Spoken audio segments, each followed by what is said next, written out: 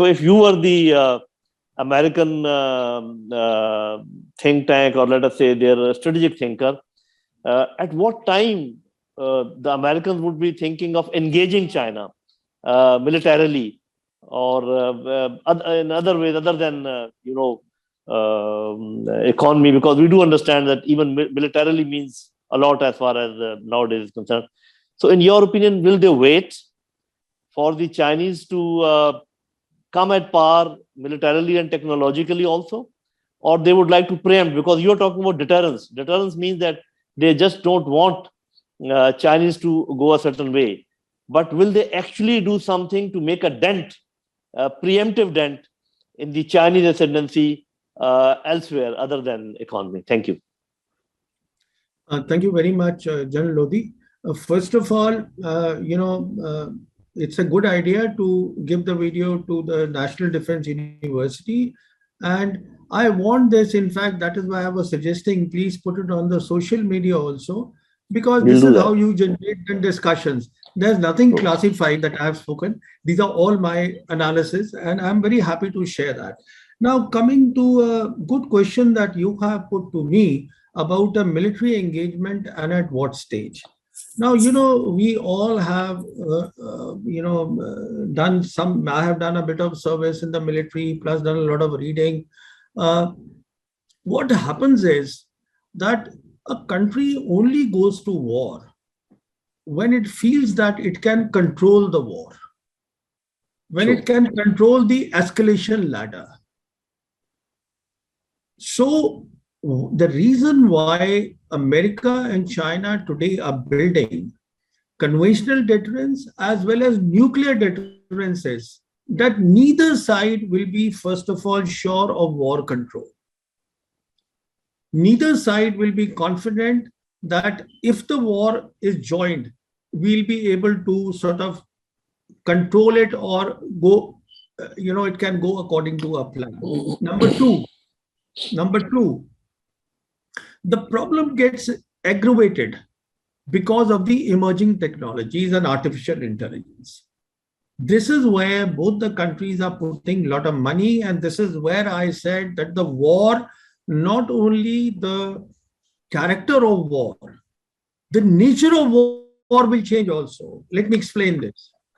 The character of war basically means it keeps changing whenever the technology is inducted into any military. Then what they do is they come up with new war concepts so that they can optimize the use of the new technology. That is called the character of war. Nature of war is basically about violence and bloodshed. Right. And the nature of war has been constant right from when war came into being, or what we know of war. But now we see a possibility, if the war will be robotized, will the nature of war also change? I mean, this is another debate we should take on another day. You see, a robotized war, then who wins? So when we are talking of this artificial intelligence and new technologies, we are not talking of tangible assets. We are not talking of hardware. We are talking of software. And the other side will never know. There's nothing called an arms race in emerging technology. It is not that you have 10 tanks and he has 50 tanks, so there is an arms race, you have to catch up. You don't even know that this guy has got killer robots, because all that needs is a software change. You don't know that. So the point I'm making is that all that is happening today in South China Sea, it's happening in Taiwan Strait. These are operations what are called the gray zone operations, below the threshold of war. If you recall, the Americans were very keen. They have put in repeated requests that they would want their Defense Secretary General Lloyd Austin to meet up with the number 2 man, the senior most Vice Chairman Shi Long. Whatever his name's pronunciation, I generally get it wrong, but you would have understood what I'm saying. So, but the Chinese have denied it. Why the Chinese have denied it is because the Chinese do not want to spell out their red lines. Because if they spell out their red lines, that the Americans can do a lot below the red lines, within those red lines. And which is why Biden has made it very clear that our relationship with China will be three C's.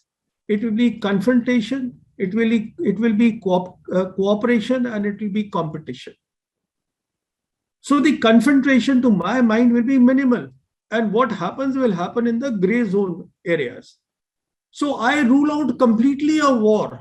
There will be no war at all between America and China, and anybody who is talking of war does not make any sense to me. As a Right. person who's been studying war for, nearly 4 decades now, it does not make sense at all, because why would I want to go to war? If a war is thrust on me, I can understand. I have to fight. But why will I initiate war if I cannot achieve my tangible objectives, and if I cannot, to achieve the tangible objectives, if I cannot do war control? You see, so it will be about denial, it will be about deterrence. That is my assessment on the subject. Thank you. Thank you very much. A point which you have brought out is very interesting, that not only the character of war is changing, but also the nature of war. I think if you write anything on this subject, please let us know. We would like to study My that. book is Although coming. My book is okay, coming. I'll be telling the publishers, see if it goes to Pakistan. It will. I think if you write on the changing nature of war, which Yeah. I also think the same way. Probably that is that thing should be taught at all the military schools and universities. So if there can be no war, then whatever we call this this competition. But still the two powers or the two blocks would like to embarrass each other in one way or the other. If, let us say that whenever there's a competition, actually one side tries to. So I have an apprehension, and I want to share it with you, and then you will please respond. That whenever the big titans, they cannot clash directly with each other in whatever way. Now, I'm not saying that clash will be war. So they try to find out their allies or smaller countries appended with them, and they can then do something big to those small countries and then create an embarrassment for the bigger one. For example, what I am thinking is that if America willfully pushes Pakistan towards China, we have been trying our best to keep a balance, and but if they willfully pushes us towards China, and then with the help of India teaches us a lesson in whatever way, they can embarrass China indirectly. Same way China can do, if they do something with India. So what are the prospects of this thing happening? Because this directly impacts our region, your country and my country. You have raised some interesting points, and my response is this. First of all, what will happen in the competition? So a war is ruled out, but what is likely to happen is there could be a decoupling of supply chain, global supply chains, which again is not making sense to me, but a possibility exists that it is possible, because this is the way the two trajectories are going. Number two, what can happen is that the cyberspace, the internet again could be divided. This possibility also exists. We are looking at an entirely different, we are actually living in very interesting times. True. These are those times when the world has never seen all this happening. You see? Now, coming to the question of America trying to push Pakistan, there is a very interesting comment which was made yesterday in Delhi by the US Deputy Secretary of State Sherman, who is now in Pakistan, I think. Right. She made it very clear that we cannot go back to the old relationship of dehyphenated relationship with India and Pakistan, because our requirement with the two countries are entirely different. So, as far as the Americans are concerned, Pakistan is already in the, I don't want to use the word camps. Camp, talks about some military, whatever. So basically, when you are a key player in the BRI and you have a CPEC, which is the flagship of BRI, then you are one of the very important countries for the Chinese. So there's no question of pushing. This could be the reason that Biden has still not spoken with Imran Khan. You see, could be one of the reasons that, look, what is the point? Our interest in Pakistan are very narrow. I mean, it's counter-terrorism, it's Afghanistan, they're very narrow interest. But their interest with India is will determine basically the future of the Indian Ocean region.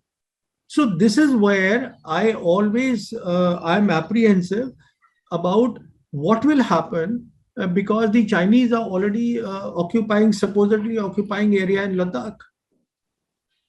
You see, so but this is a subject we can talk another day. It's a very comprehensive subject. So the long and short is we will be seeing very different outcomes because of this global competition. It will not be proxy wars and this. I mean, it will be because as far as the Chinese are concerned, they are not joining issues.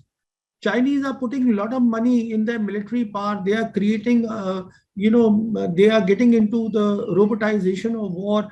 They are preparing deterrence. They are preparing a credible deterrence so that the Americans are not tempted to go to war with them, period. This is the way I see it. Right. Quite plausible.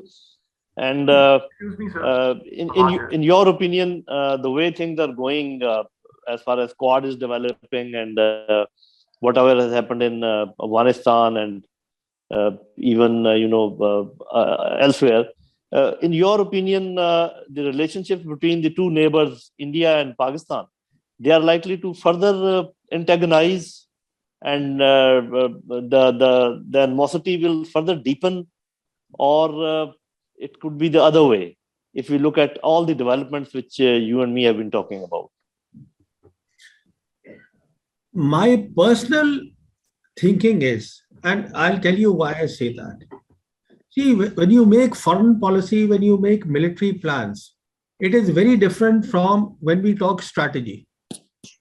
Why it is different is because strategy provides you the bridge between the political thinking, the political policy of a country, and the military plans of a country. The bridge is provided by a strategy. How do you bridge the two things? Making a military plan is easy. I mean, you have a format, you make a military plan according to that. Right. These are my war appreciation and this and that. But making a strategy is very difficult. If India was to sit back and think about strategy, because after all, what does India want? India wants prosperity for its own people. And I believe that prosperity is not possible without peace with Pakistan, period. It is not possible. If India wants prosperity, India has to make peace with Pakistan. We have to start talking, and we have to start talking all issues. All issues have to be on table. There is no way. Otherwise, you see, India can keep talking about that we are in touch with America, but without your neighborhood is about Pakistan, essentially. That is what it is. You have to make peace. So this is my thinking on the subject. I think this, and let me complete the other half, that even the Pakistan cannot prosper without talking to India and resolving our issues. Taqir Saab, anybody else who wants to ask anything from Pravin Saab? Ji, Taqir Saab. Sir, I have received the questions from the panel. I think Taqir Saab.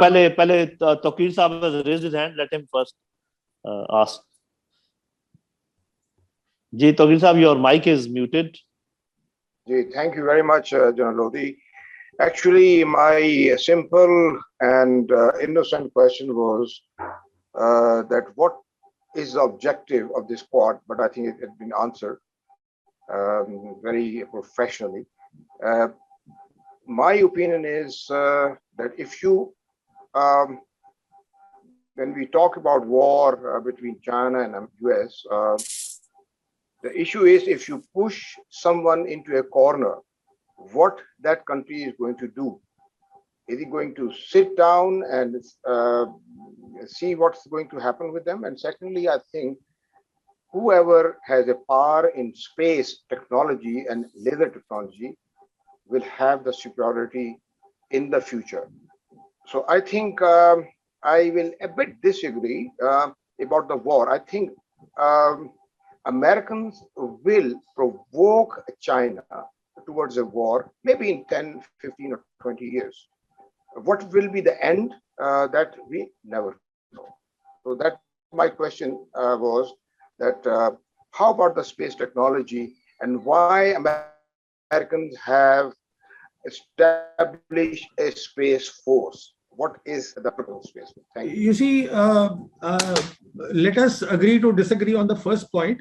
But having said that, let me say that you actually have made a good point, and you are correct to an extent, but in a different way. This is what I have discussed in my book. So I would like to talk here. Right. Coming to space. You see, space, uh, let's get that very correct. China today has the second largest satellites in orbit. It has more satellites than Russia, second largest in the world. Not only that, in five key areas. What are these areas? Earth remote sensing architecture, global navigation system BEDU, human space program. They have established this year a space station, robotic exploration program, and counter space program. They are there in all these five areas. What this means is that the belief is, since the first Gulf War of 1991, that this is the PLA belief, that if you want supremacy on land, terrestrial supremacy requires space supremacy. I would say that this argument today is not 100% correct, because other domains also have come in, which will contribute. But yes, let's not underwrite the importance of space. And this is precisely why in 2018, the Americans created the fifth service, the Space Force, after the Land, Air, Sea, Marines, and now the Space Force. So you're absolutely right in saying this about the importance of space. I agree with you. Thank you. Thank you. Hamad, now you can bring those questions which you have received from elsewhere. Questions from our panelists. That first question is about Mr. Pravin. First question is about the Trump's Trump-China policy in comparison with Biden's China policy. Our panelist is saying that, in her opinion, Trump was more clear about China containment policy than Biden. What are your views on that?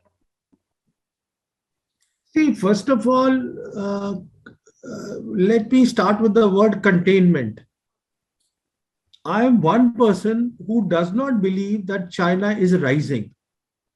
I believe China has risen.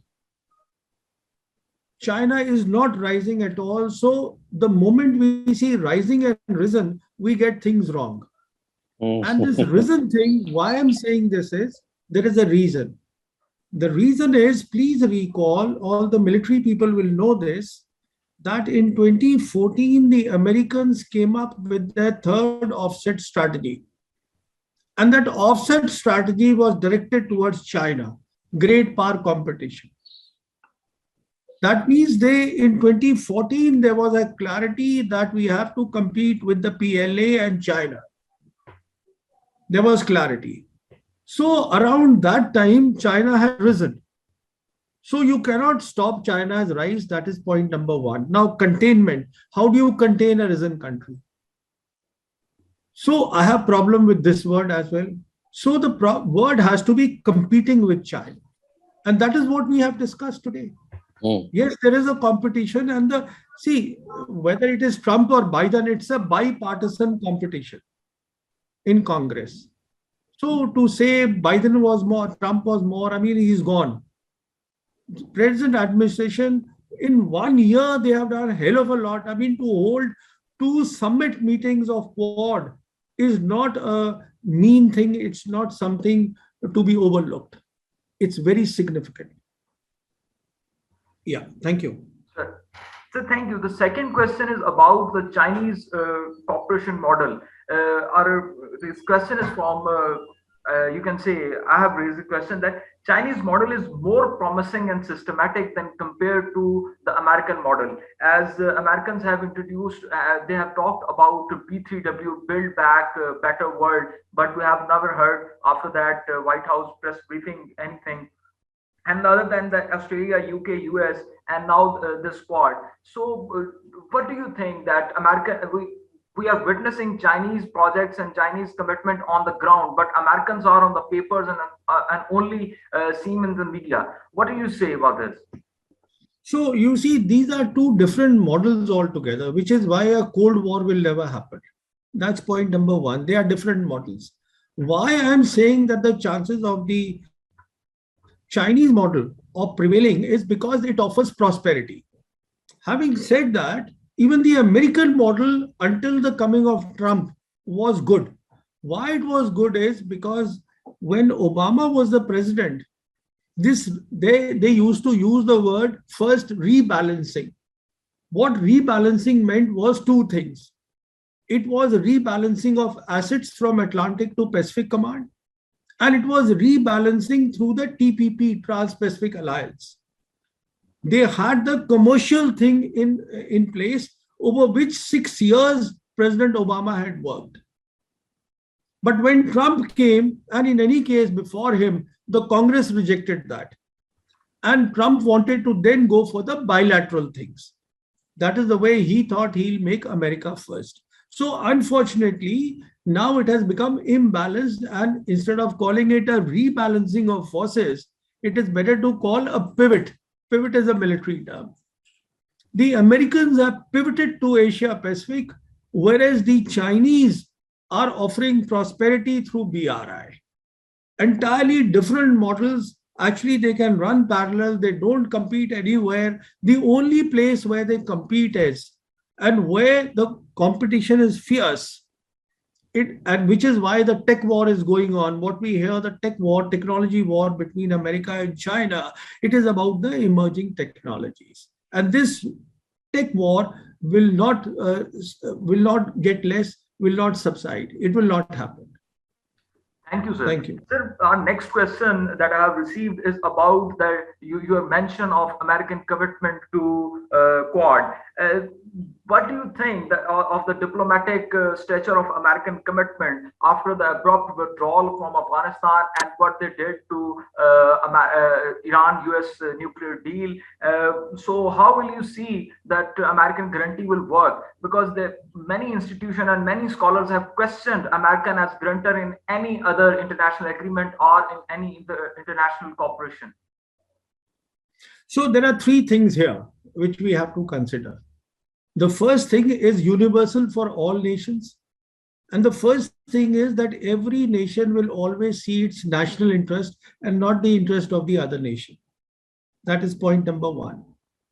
Point number two is, please remember that America has created all the institutions, global institutions, after the Second World War.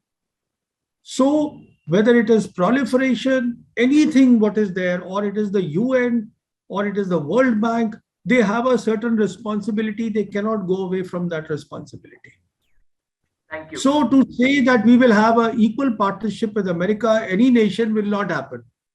And the third is that the Americans are not used to partnership. Americans have always believed, and especially the last 25 years until 2015, 14, when I said the third offset strategy came into being, they always believed that they were the only power. So the Americans actually believe that their democracy, their ideas, they are the best, and the whole world has to adopt that, and not realizing that America is a nation state. China is a civilization state.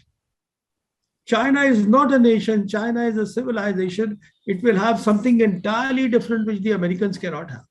Thank you. I will just add a sentence about the reliability of Americans, and there's a difference. One is that America giving undertakings to help others, and here it is others coming to join America. So there's a lot of difference. So this reliability factor doesn't come in as far as things like Quad and AUKUS are concerned, because they are being driven by America itself. See, So it will always be, General Saab, it will always be an unequal partnership with America. True, So, ये बोलना to say कि हमारे साथ ठीक नहीं किया, उसके साथ ठीक नहीं किया. I mean, even India has to keep its eyes open. True. Because it's a global power still. It is the number one global power. You cannot have an equal relationship with it. It is an unequal relationship, period. No doubt about it. Heather, you want to ask something? Ji. Heather, आप पूछना चाह रहे हैं, Heather? Ji. Pravin sir, as everyone knows, that America is establishing multiple alliances against China, and Quad, of course, is one of them. And everyone knows that Pakistan is a very close friend of China. And talking specifically about Quad, so what do you think will be the implications of India being in Quad on the relationship between India and Pakistan? अब देखिए, if I give you this answer, तो फिर आप मेरी किताब ही कहाँ पढ़ेंगे? आपकी किताब हम फिर भी पढ़ेंगे अगर आप ये कुछ चीजें तो मुझे नहीं बतानी होगी. So that don't mind. I mean, you have asked a very good I think question.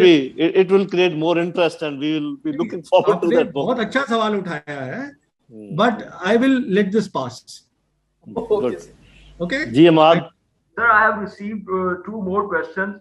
One is okay. Let these be the last two questions. Okay. Sir, okay, sir. Okay. The feasibility of Russia, China, Iran, Pakistan working together against the Quad, because they are in talking with each other. How you see? So you see, how I see this is that the countries you have mentioned, उसमें आप include कर लीजिए, the first tier countries are China, Pakistan, Iran, and Russia. उसके बाद Central Asian Republics है, उसमें Turkey भी डाल लीजिए, वो भी है. So they're not competing with America. They are basically, they see their national interest in working together. That is their national interest. It's in their national interest. And everybody realizes, देखिए, what is happening is, which we have to always, when we do our assessment or when I do my assessment, I always keep this in mind. And what I keep in mind is that there are today only 3 geostrategic players in the world. By geostrategic, what it means is that a nation which has the political will and the capability to operate beyond its geographical territory. And those 3 nations are America, China, and Russia. 2 of them are on one side, and 1 is on the other side. So, अब आप probability देख लीजिए ना, for all the talk, the Americans may say that, look, we are preparing against Russia and China. I mean, it's nonsense. How do you take on Russia and China militarily? It's not possible. You see, one is an economic superpower, plus it is now becoming a superpower in the emerging technologies of war. And the other, as far as nuclear weapons is concerned, is a competitor. So this is where the things go in the realm of, complete nonsense. I'm sure some Pentagon people in the Pentagon must be seized of this, but unfortunately, this is the way they talk. Yeah, your last question. And the last question is about the concept of two-front war in India. How far it is likely that America will support this initiative of Indian military or Indian establishment or Indian war strategists who are sitting in the war cabinet, actually? You see, I would have given a 1-hour talk on this, but अभी आपके channel पे नहीं दूंगा वो. I've heard you. I think you've written also a lot. No, I've done videos also on this. Right. I've done videos also on this. You see, because I want कि जो आपका channel है, it should be there for broader distribution. True. वो maximum लोगों तक पहुंच जाए. हाँ? तो I will skip this question. Please don't mind. Thank you, sir. No, I think we appreciate that. क्यों भाई और कोई बहुत कोई ऐसा बहुत जरूरी सवाल तो नहीं है? No, sir. I think we have covered everything. जो questions आए हैं, we have covered them. जी तौकीर साहब आप कोई बात करना चाह रहे हैं? जी please. Just one comment, nothing to do, I think, with war. Just a comment, okay. Just a comment. I personally think, and I've been writing, as you know, as well, that Americans have retreated from Afghanistan, but they are not defeated. So their interest is here, and they will use also Quad for this region as well. This is my comment. Okay, thank you very much. So, Mr. Pravin Sawhney, thank you so much. I mean, we are delighted to have you with us, and we are not extending the session because we want you to be with us again. We don't want to scare you. That we don't want to tire you. So actually, the level of intellect that we have seen today, we are very happy that we selected you to be the first speaker as far as our strategic series are concerned. I hope and I wish that you will be coming to us again also whenever and we'll give you more topics. It's good. I think the South Asia is lucky to have you here because your thought is not only it covers a very high level of understanding as far as nature of war and character of war and strategy and all these things. It can also bring the two peoples together, because if this thinking prevails and transcends in the leadership of the two countries, they would also like to understand the futility of the type of war for which we are preparing. So thank you very much. It was a great pleasure, and we look forward to. I have one comment to make. Last comment, if you allow. Please. If you allow me, Please. My last comment is, I genuinely want India and Pakistan relations to improve. I genuinely want peace. I want to interact with more and more people, with more and more think tanks, with more and more, people, peace-loving people in Pakistan. I want to travel to Pakistan. I want to do all these things because I feel this is about prosperity of India. I have my national interest in mind. So I'm delighted. It's been my good fortune to have been invited here at your forum. And I'm very happy for your kind words. Thank you very much. Thank you very much. And don't be surprised if you get an invitation from National Defense University of Pakistan. Thank you very much. See you. Thank you very much. Thank you. Bye-bye.